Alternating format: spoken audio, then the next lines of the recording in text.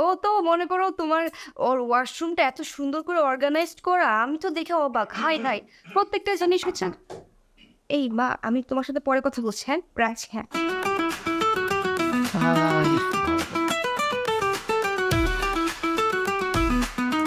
এই সব কিছু কি তোমার? না তো, তোমার জিনিসও আছে।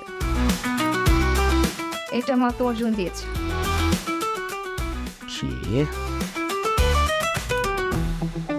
বাহ, সুন্দর তো।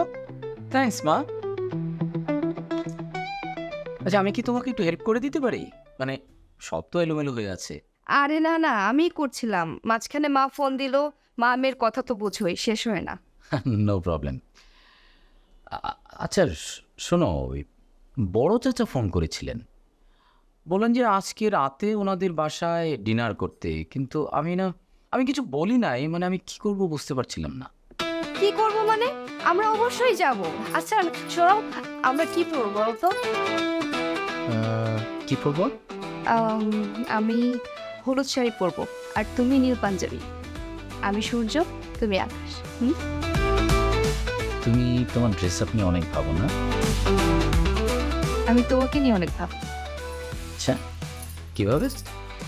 ধরো, আমি যদি সুন্দর জামা কাপড় পরে যাই, তাহলে সবাই কি বলবে? সবাই বলবে সাজ্জাদের বউকে সুন্দর লাগছে। আমি কিন্তু তোমাকে রিপ্রেজেন্ট করছি। সেই লজিকে এই রুমটাও আমাকে আর তোমাকে রিপ্রেজেন্ট করে। চলো তাহলে গুছিয়ে ফেলি। শোনো, স্ট্যাটিস্টিক বলে 57% রিলেশনে হাজব্যান্ড ওয়াইফের মধ্যে ঝামেলা হয় একজন আরেকজনকে স্পেস না দেওয়ার জন্য। আমি তোমার জন্য সব স্পেস রেডি করে রেখেছি। তুমি তো দেখে সবকিছু প্ল্যান করেই রাখছো। আমি আমার প্ল্যানিং ছাড়া একটা স্টেপ আগাই না। ইমপ্রেসিভ। Thank you.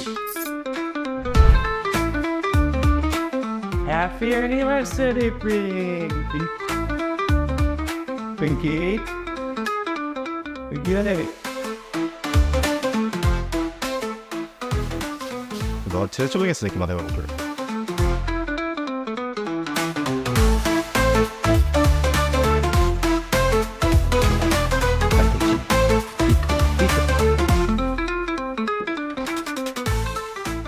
আমি পার্লারে যাচ্ছি, আসতে দেরি হবে, তুমি লাঞ্চ অর্ডার করে খেয়ে নিও। ও, একবারও মেনশন করা নেই অ্যানিভার্সারি। ঠিক আছে, আমিও জানাবো না, আমি বাবার কাছ থেকে জানছি, দরকার কি। কিন্তু আজকে রাতে যদি তোমাকে দিয়ে আমি আই লাভ ইউ না বলাইছি, তাই তোমার সাথে 1 মাস বেশি হয়ে যায়। এক সপ্তাহ তোমার কাছে আসবো।